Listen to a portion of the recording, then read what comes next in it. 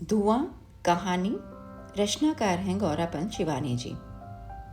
रामगढ़ के सीमांत पर बसे छोटे से नेक ग्राम में जिस दिन रजुला का जन्म हुआ, दिशाएं पहाड़ी दमुई की चोट और तोतूरी की धमनी से आनंद विभोर हो उठी।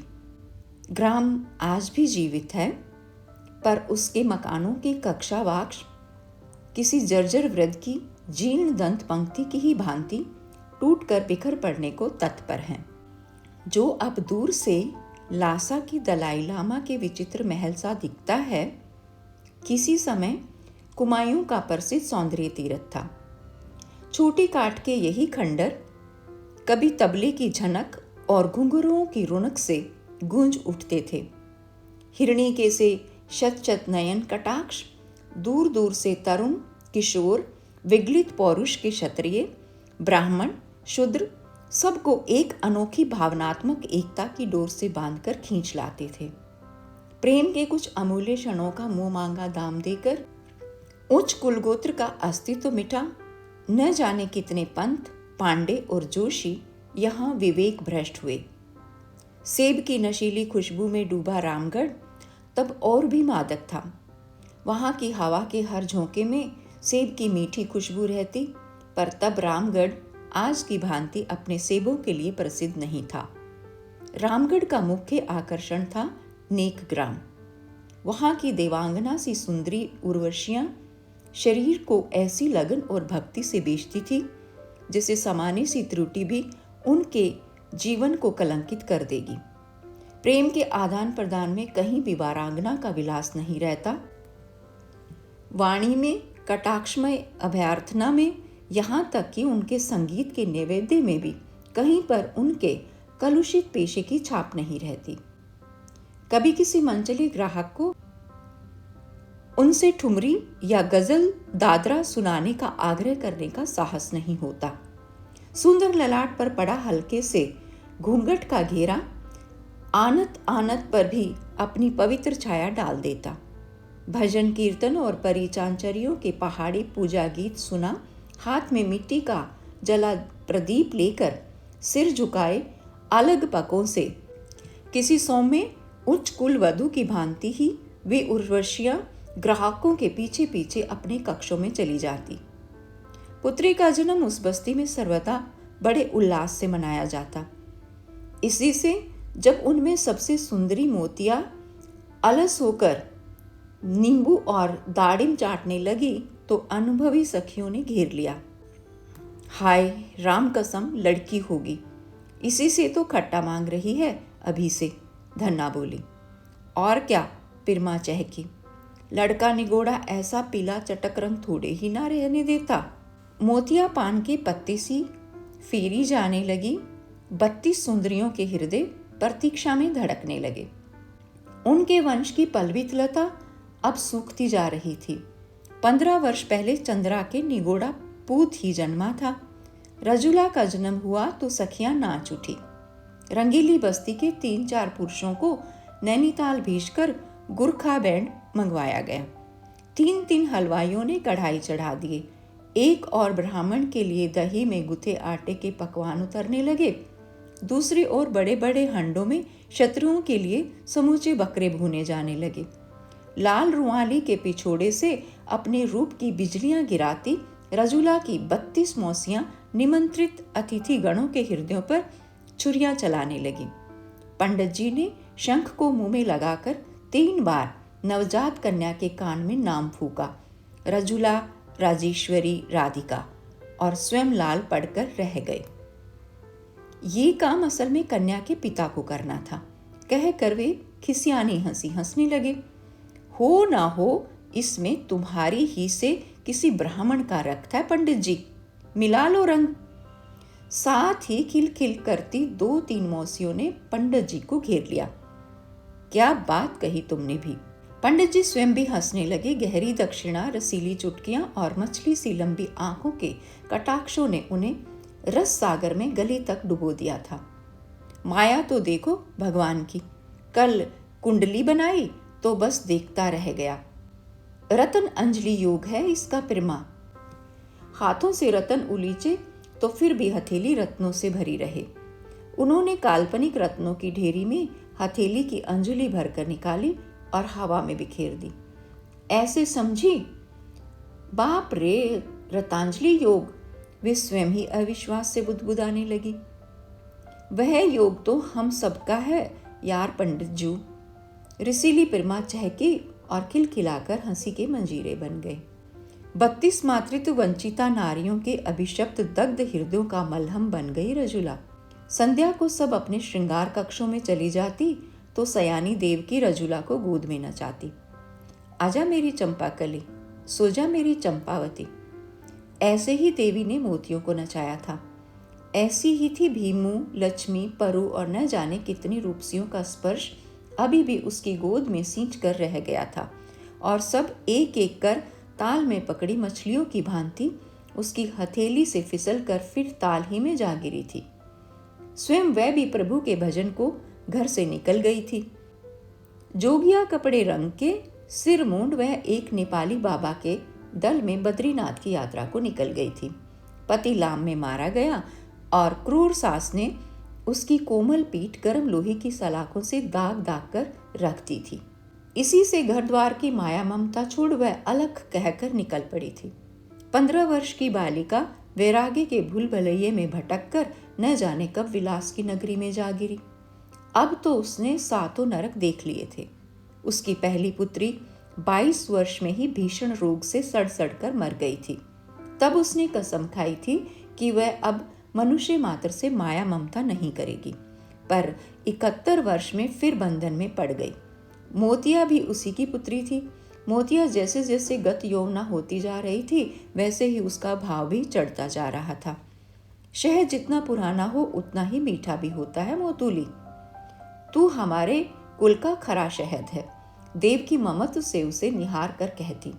नंदा देवी का डोला उठता तो मोतिया की ही पुकार होती। वही डोले के आगे आगे नाचती। मखमली लहंगा, बढ़िया लाल गोट लगा अतलसी पिछोड़ा, हाथ में इत्र की खुशबू से तरलाल रेशमी रुमाल लेकर वह नाचती और कुमायूं के रंगीले जवानों के दिल नाच उठते। मजाल है किसी कुमायूं लखपति के नौशे की डोली बिना मोतिया के नाच के उठ जाए। सिर से पैर तक सोने से लदी मोतिया जिधर कदम उठाती फूल खिल जाते। मोतिया की रजुला जब 8 साल की हुई तो बड़े आनन फानन से उसकी संगीत की 12 खड़ी आरंभ की गई। एक बकरा काटकर उस्ताद बुंदू ने उसकी नागफली के फूल सी लाल जिह्वा पर सरस्वती बनाई। कुछ दिन बाद उस्ताद ने भैरवी की एक छोटी सी बंदिश रजुला के गले पर उतारी तो उसने खिलखिलाकर इस बारीकी से दोहरा दी कि बुंदू मियाँ दंग रह गए और रजुला के पैर छूकर लौट गए। वाह उस्ताद, आज से तू गुरु और मैं चेला। मोतिया बेटी, इस हीरे को गुदड़ी में मत छिपा। देख लेना, एक दिन इसके सामने बड़े बड़े उस्ताद पानी भरेंगे। देश भेजी से, वरना इसकी विद्या गले ही में सूख कर रह जाएगी। ही राम, देश जहां लू की लपटें आदमी को जल भून कर रख देती हैं, और ऐसी फूल सी बिटिया 32 मौसियों के हृदय भर आए। पर बुंदू मियाँ कभी ऐसी वैसी बातें नहीं करते थे। कैसी कैसी विद्या उनके गले में भरी थी। जब वे ही रजुला से हार मान गए तो देशी तो भेजना पड़ेगा। बुंदू मियाँ की बुआ की लड़की लखनऊ में रहती थी। सुना रियासतों में ही शादी ब्याह के मुजरों का बयाना लेती थी। ग्रामोफोन के डबल रिकॉर्डों में उसका गाया मेघ 50-50 रुपए में बिकता है। बुंदू मियाँ बोले, अब तुम क्या समझो मेघ, तुमने बहुत हुआ तो गा दिया सीधे सादे ठेके पर कोई भजन या काफी की होली। अरे बड़े बड़े उस्तादों का गाना सुनोगी तो पसीना आ जाएगा। तबले वाला है कि सम पे आता ही नहीं, और मूर्तियों के गोरख धंधों में तबलची को फंसाकर छोड़ दिया कि लो बेटा चरो। आखिर तबले वाला हारा, गिड़गिड़ाया और गाने वालियों ने तान अलाप की रस्सी छोड़ी। सम पे आई और तबले वाले की जान बची। समझी, ये है गायकी। बुंदू संगीत का ऐसा विकट चित्र खींच देते कि 32 जोड़ी सरल पहाड़ी आंखें फटी फटी ही रह जाती। तब तो मैं जरूर रजुला को देश भेजूंगी।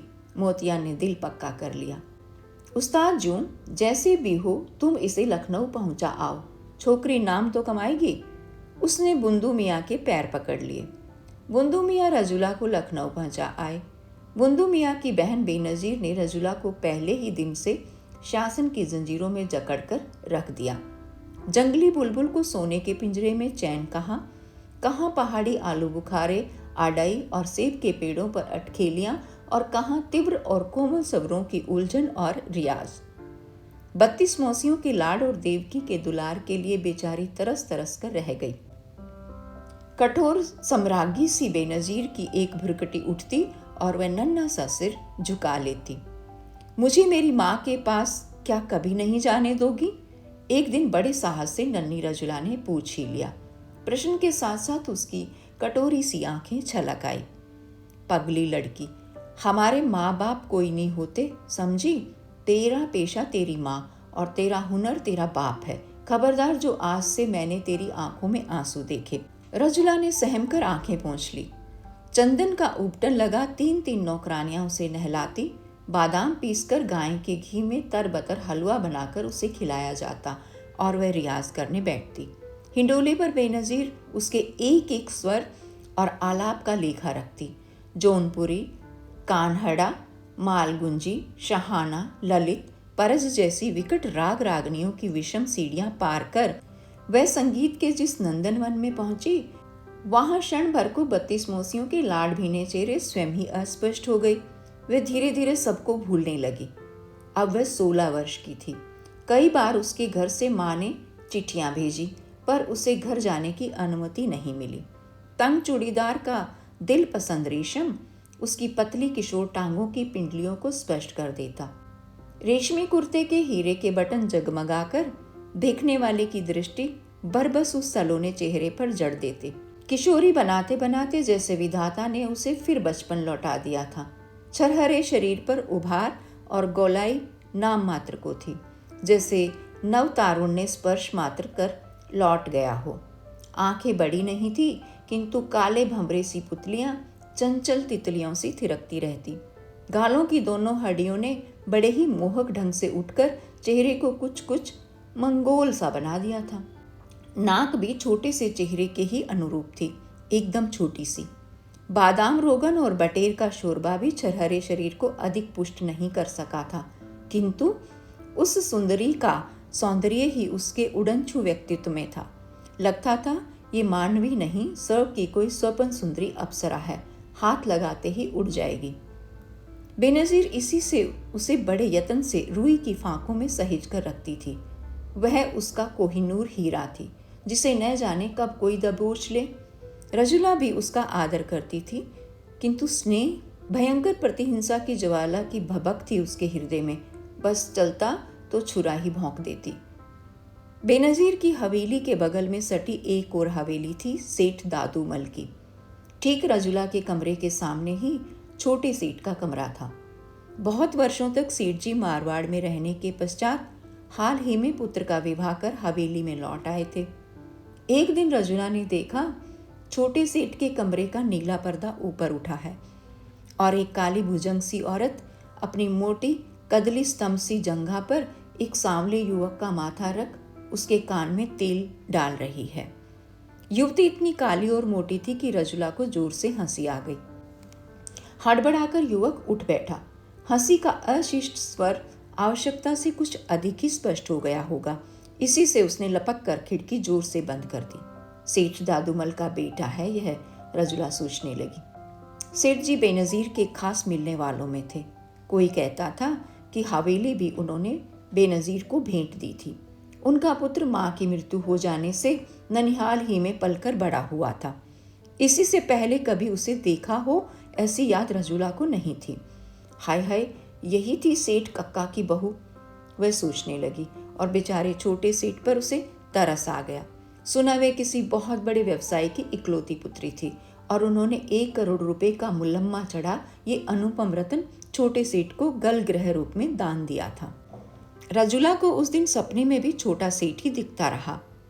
कैसा सजीला जवान था, फिनले की मेही धोती ही बांधे था। ऊपर का गठीला बदन नंगा था और गले में थी एक सोने की चेन, और कोई ऐसे सोने का लॉकेट पहन लेता तो जनखा लगता, पर कैसा फब रहा था।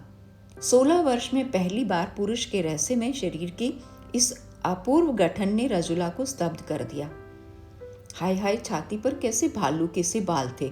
जी में आ रहा था वह अपनी चिकनी हथेली से एक बार उस पुष्ट वक्षस्थल को सहला ले। कलाई कैसी चौड़ी थी, जैसे शेर का पंजा हो। फिर तो रोज ही छोटा सेठ उसे दिखने लगा। जानबूझकर ही वह खिड़की के पास खड़ी होकर चोटी गूंथती, कभी संतरे की रसीली फांक को चूस चूस कर अपने रसीले अधरों की लुनाई को और स्पष्ट कर देती। पुरुष को तड़पा तड़पा कर अपनी ओर खींचने की ही तो उसे शिक्षा दी गई थी। जैसे काली कसौटी पर सोने की लीक और भी अधिक स्पष्ट होकर दमक उठती है, बदसूरत नई सिठानी को नित्य देखती छोटे सेठ की तरुण कलापार की आंखों की कसौटी में रजुला सोने की लीक सी दमक उठती। वह संतरा चूस चूस कर, नन्हे से होंठ फुला फुला कर, एक फांक छोटे सेठ की ओर बढ़ाकर दुष्टता से आंखों ही आंखों में पूछती, खाओगे? वह दीन याचक सा दोनों हाथ साध कर फांक पकड़ने खड़ा हो जाता तो वह चट से फांक अपने मुंह में डाल उसे ठेंगा दिखाकर खिड़की बंद कर देती। छोटा सेठ खखारता, खांसता, गुनगुनाता और उसकी हर खखार, खांसी और गुनगुनाहट में उसकी प्रणयी चित्त की व्याकुलता स्पष्ट हो उठती, जैसे कह रही हो, खिड़की खोलो वरना मैं मर जाऊंगा। आईने में अपने हर नैन नक्श को संवार कर धीरे धीरे खिड़की का मुंदापट खोलकर रजुला मुस्काती और बादलों में छिपी स्वयं चंद्रिका ही मुस्कुरा उठती। प्रणय का यह निर्दोष आदान प्रदान छोटी सिठानी और बेनजीर की जासूसी दृष्टियों से बचकर ही चलता। जिस किशोरी के लावण्य को बेनजीर के यूनानी नुस्खे भी पुष्ट नहीं बना सके थे, उसे छोटे सेठ की मुग्ध दृष्टि ने ही जादू की छड़ी फेर कर अनुपम बना दिया।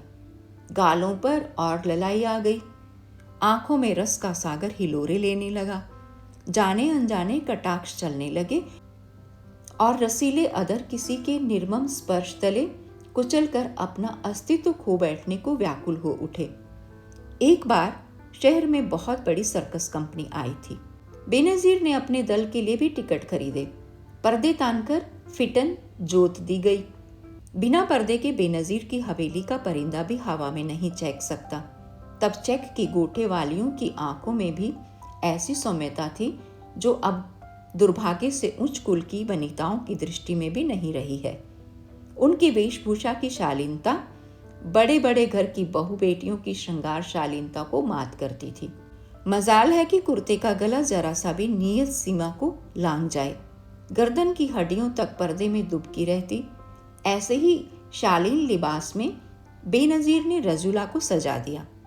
उसकी छोटी छोटी असंख्य गढ़वाली चोटियां कर उसकी न्यारी ही छवि रचा दी। वह पहाड़ी हिरनी थी, पहाड़ी दिखने में ही उसका सौंदर्य सार्थक हो उठेगा। चूड़ीदार के बदले उसने आज 16 गजी मगजीदार ऊंचा लहंगा पहना, जिसकी काली मगजी से पाजेब चमकाते उसकी लाल लाल एड़ियों वाले सफेद पैर 2 पालतू कबूतर से ही ठुमक रहे थे। कानों में बड़े बड़े कटवादार झुमके थे और गले में भी पहाड़ी कुंदनियां चंपाकली। इस श्रृंगार के पीछे भी बेनजीर की शतरंजी चाल थी। आज वह वली अहद, तालुकेदार और मन चले रईस जादों की भीड़ के बीच रजुला के रूप की चिंगारी छोड़कर तमाशा देखेगी।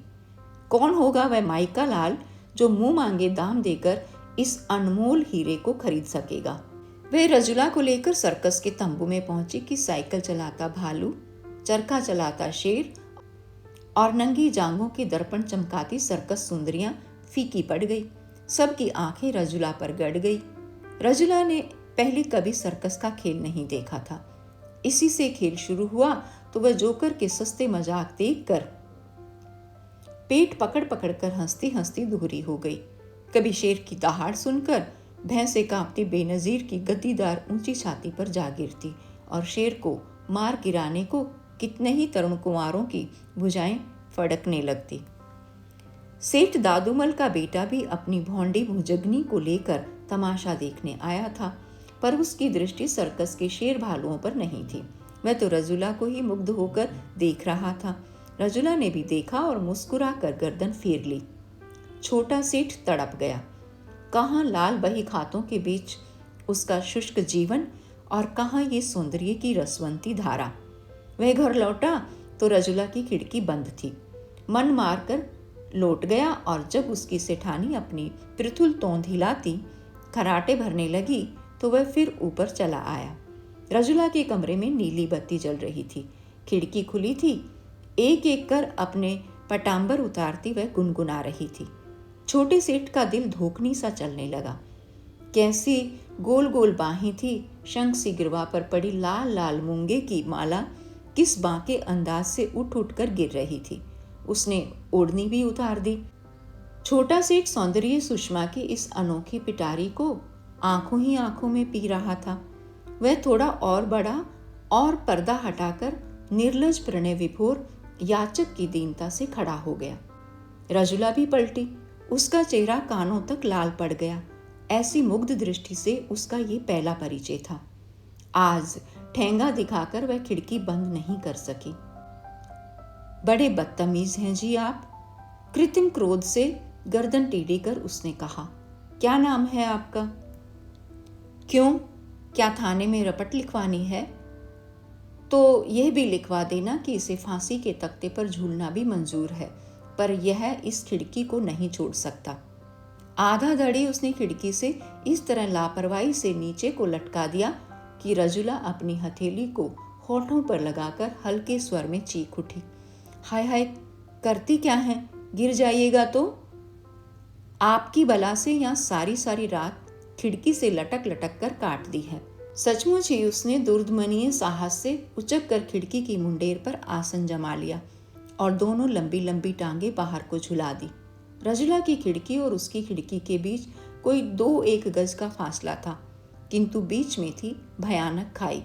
कोई गिरे तो चुनकर भी हड्डियां ना मिले। रजुला की खिड़की पर बाहर को निकली एक चौड़ी सी सीमेंट की पाटी सी बनी थी। उसने बड़े शौक से ही उसे अपने पालतू कबूतरों के लिए बनवाया था। वह उसी पर झुक गई। क्या नाम है जी आपका छोटे सेठ? हंसकर रजुला ने अपने पेशे का प्रथम कटाक्ष फेंका। लालचंद। और तुम्हारा? हाय हाय, जैसे जानते ही नहीं। मैं तुम्हारा एक ही नाम जानता हूँ और वह है रज्जी। तुम्हारी अम्मी तुम्हें पुकारती जो रहती है, कभी आओ ना हमारे यहाँ। आपके यहाँ? रजुला जोर से हंसी। सेठानी मुझे झाड़ाई मारकर भगा देगी, आप ही आइए ना। रात्रि के अस्पष्ट आलोक में उसका ये मीठा आह्वान लालचंद को पागल कर बैठा। सच कहती हो, आ जाऊं, लगा दूं छलांग? आए हैं बड़ी छलांग लगाने वाले, पैर फिसला तो सड़क पर चित्ते नजर आएंगे। रजुला ने अविश्वास से अपने होंठ फुला फुला कर कहा। वह इतना कहकर संभली भी न थी कि छोटा सेठ सचमुच ही बंदर की सी फुर्ती से उसकी बित्ते भर की मुंडेर पर कूदा और लड़खड़ाकर उसी पर गिर पड़ा। रजुला के मुंह पर हवाइयां उड़ने लगी। हाय हाय, अगर ये गिर जाता तो। वह सोच सोच कर कांप गई। उसका सफेद चेहरा देखकर लालचंद ठट्ठा कर हंस पड़ा। कहो, लगाई ना सर्कसी छलांग। हाय हाय, कितनी जोर से हंस गए आप।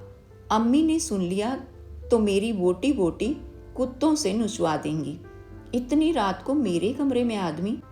उसकी आंखों में बेबसी के आंसू छलक उठे। लो, कहो तो अभी चल दूं। वह साहसी उद्दंड युवक फिर छलांग लगाने को हुआ तो लपक कर रजुला ने दोनों हाथ पकड़कर रोक लिया। एक दूसरे का स्पर्श पाकर दोनों क्षण भर को अवश पड़ गए। रजुला ने आंखें मूंद ली। यह उसके जीवन का एकदम ही नया अनुभव था। लालचंद ने उसे बढ़कर बाहों में भर लिया।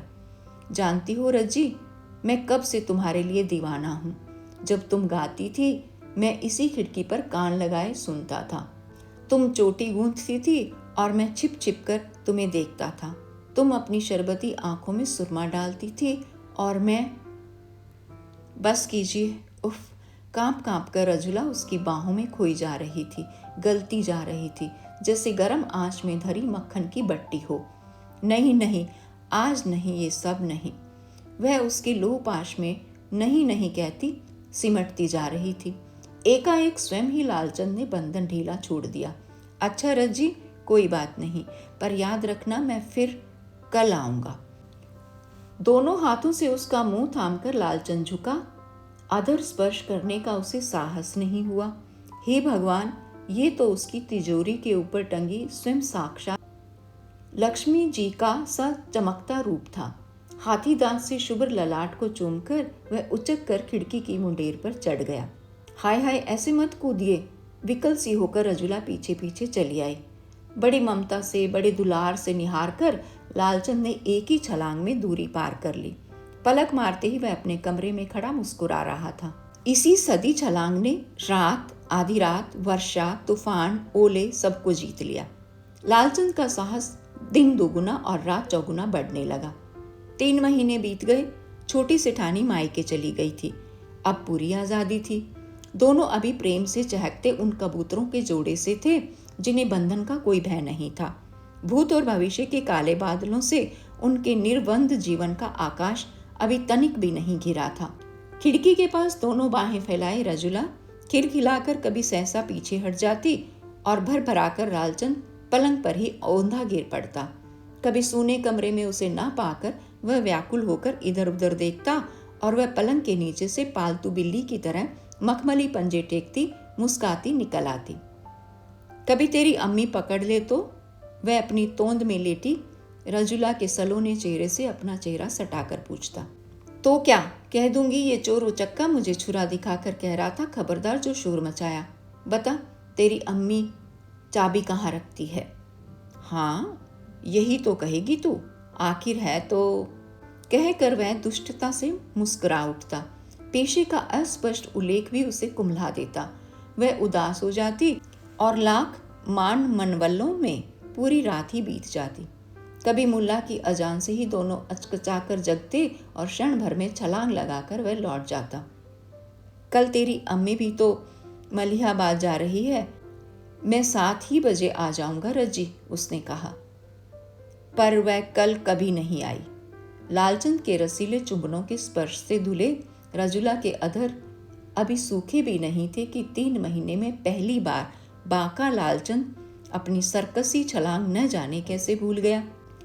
उसकी सदी छलांग खिड़की तक पहुंचकर ही फिसल गई। धमाके के साथ वह 4 मंजिले से एकदम पथरीली सड़क पर पड़ा और एक हृदय भेदी चित्कार से गलियां गूंज गई। पागलों की तरह रजुला शायद स्वयं भी खिड़की से कूद जाती, पर न जाने कब बंद द्वार भड़भड़ाकर चिटकनी सटका स्वयं अम्मी उसे पकड़कर खड़ी हो गई। पागल लड़की, मैं जानती थी कि तेरे पास कोई आता है। तेरे बदन से मर्द के पसीने की बू को मैंने सूंघ लिया था। ठीक हुआ अल्लाह ने बेहया को सजा दी। आज ही मैं छिपकर उसे पकड़ने को थी, पर अल्लाह ताला ने खुद ही चोर पकड़ लिया। तिलमिलाकर क्रुद्ध सिंघनी सी रजुला बेनजीर पर टूट पड़ी, पर बेनजीर ने एक ही चांटे से उसे जमीन पर गिरा दिया। सेठ की हवेली से आते विलाप के स्वर उसके कलेजे पर छुरियां चलाने लगे और कानों में उंगली डाले वह तड़पती रही। द्वार पर ताला डालकर उसे रोटी पानी दे दिया जाता। 5वें दिन वह बड़े साहस से खिड़की के पास खड़ी हो गई। उसके बुझे दिल की ही भांति सेठ के कमरे में भी काला अंधेरा था। नित्य की भांति घुटनों तक धोती समेटे छलांग लगाने को तत्पर हंसी के मोती बिखेरता उसका छैला छोटा सेठ अब कहीं नहीं था। इसी मुंडेर पर उसके युगल चरणों की छाप अभी भी धूल पर उभरी पड़ी थी। आंसुओं से अंधी आंखों ने उसी अस्पष्ट छाप को ढूंढ निकाला और वह उसे चूम चूम कर पागल हो गई। छोटे सेठ, वह पागलों की भांति बड़बड़ाती चक्कर काटती द्वार पर पहुंची। रोटी रखकर पठान दरबान शायद अफीम की पिनक में ताला सांकल भूल गया था। रजुला ने द्वार खोला और दबे पैरों सीढ़ियां लांघकर बदहवास भागने लगी। सुबह बेनजीर ने खुला द्वार देखा तो धक रह गई। रजुला भाग गई थी। बाल नोचती बौखलाती बेनजीर अपनी नगाड़े सी छातियों पर दुहत्तड़ चलाती चीख चीख कर रोती रही, पर रजुला नहीं लौटी। बेनजीर का कोहिनूर हीरा खो गया। जिस कुमायूं की वनस्थली ने उसे एक दिन नियति के आदेश से दूर पटक दिया था, वही उसे बड़ी ममता से फिर पुकार उठी। रजुला ने वही पुकार सुन ली थी। होठों पर पपोटे जम गए थे, एड़ियां छिल गई थी, बालों में धूल की तहें जम जम कर जटाओं सी लगने लगी थी। 32 मौसियों का प्रासाद एकदम ही उजड़ गया था। बाहर एक बूढ़ा सा चौकीदार ऊँघ रहा था। सुनो जी, वहाँ जो निकायाणियाँ रहती थी वह कहाँ चली गई? डर डर कर उसने पूछा। चौंक कर बूढ़ा नींद से जग गया। न जाने कहाँ से आ जाती हैं सालियां। एकादशी की सुबह सुबह उन्हीं हरामजादियों का पता पूछना था। सती सीता, लक्ष्मी, पार्वती थी बड़ी, मर गई सब। और पूछना है कुछ? सहम कर रजुला पीछे हट गई। बूढ़े के ललाट पर बने वैष्णवी त्रिपुंड को देखकर उसे अपनी अपवित्रता और अल्पज्ञता का भास हुआ। माफ करना महाराज, मुझे बस यही पूछना था। जब मर ही गई हैं तो क्या पूछूं? वह मुड़ गई। देख छोकरी, सुबह सुबह झूठ नहीं बोलूंगा। सब तो नहीं मरी, 3 बज गई थी। एक तो देबुली, पिरमा और धनिया। तीनों गागर में नेपाली बाबा के आश्रम में हैं। बड़ा बाबा बनता है साला। जन्म पात्रों की सोहबत में गुजारी बुढ़ापे में फिर हरामियों को बटोर लिया। 3 तो हैं, चौथी आज पहुंच जाएगी। घृणा से उसकी ओर थूक कर बूढ़ा पीठ फेर कर माला जपने लगा। कंटीली पगडंडियां पार कर वह पहुंच ही गई। वह जानती थी नेपाली बाबा ही उसके नाना हैं। क्या उसे स्वीकार नहीं करेंगे? उनके चरणों में पड़ी ईश्वर भजन में ही वह भी जीवन काट लेगी। धूनी के धुएं को चीरकर वह गुफा में जा पहुंची। उसके चेहरे को देखकर ही उसे सबने पहचान लिया। मोतिया का ठप्पा ही तो था उसके चेहरे पर। बूढ़ी देबा ने उसे टटोल टटोल कर ही देखा। उसकी आंखें जाती रही थी। प्रेमा के सौंदर्य को समय भी नहीं छीन सका था और धन्ना मौसी को अभी भी रजुला के बचपन की एक एक घटना याद थी। बाबा गोरखपंथी थे, इसी से सबको कनफड़ा बालियां पहनाकर दीक्षा दे दी थी। जिन कानों में बेनजीर के पन्ना, पुखराज और नीलम झूलते थे, उन्हीं में सींग के बड़े बड़े कनफड़ा बाले लटका कर रजुला ने भी एक दिन जिद कर दीक्षा ले ली। कभी वह धुनी रचाती, कभी प्रसादी बनाती और कभी देवा अम्मा की बात से लुंज पुंज देह पर डोलू की जड़ी गरम पर सेक करती। कभी कभी नेपाल, गढ़वाल और तिब्बत से आए गोरखपंथी साधुओं के अखाड़े आज उठते। दल से गुफा भर जाती और भंडारे की धूम के बाद झांझ, खड़ताल और मंजीरे के साथ स्वर लय विहीन गाने चलते। बड़े अनूने से नेपाली बाबा एक दिन बोले, तू गा ना मेरी लल्ली, एक आध सुना देना। तूने तो लखनऊ के उस्तादों से गाना सीखा है। निष्पर्ब आंखों में बिसरी स्मृतियों का सागर उमड़ उठा। कभी किसी ने उसके कितने गाने छिप छिप कर सुने थे, फिर कितने गाने उसने सुना सुना कर रात ही बिता दी थी। पर उस मनहूस रात को जब उसने चले जइया बेदर्दा मैं रो मरी जाऊं सुनने की फरमाइश की थी, तो उस करमजली ने कहा था, आज नहीं कल सुनिएगा, मैं कहीं भागी थोड़े ही जा रही हूं। भाग तो वे ही गए थे, अब वह किसके लिए गाएगी? क्यों बेटी, नहीं सुनाएगी? नेपाली बाबा का आग्रह कंठ में छलक उठा। पर स्वर लय नटिनी तो वहां होकर भी नहीं थी। वह तो धुनी को एक टक देखती, न जाने किस अतीत के चिंतन में डूबी थी। बाबा का आदेश सुनकर चौंकी। मुझे गाना नहीं आता बाबा, कहकर उसने उठकर धुनी में लकड़ियां लगाई और आग फूंकने का उपक्रम करने लगी। अरे राम राम, बड़ा धुआं है, बड़ी ममता से बाबा ने कहा। तेरी आंखों से तो पानी बहने लगा। अरे पिरमा, तू मार दे तो फूंक। इस बेचारी की तो आंखें ही लाल हो गई। उदास हंसी हंसकर पिरमा उठी और आग फूंकने लगी। पर वह तो रजुला की आंखों के पानी का इतिहास जानती थी। वह क्या लकड़ी के धुएं का पानी था?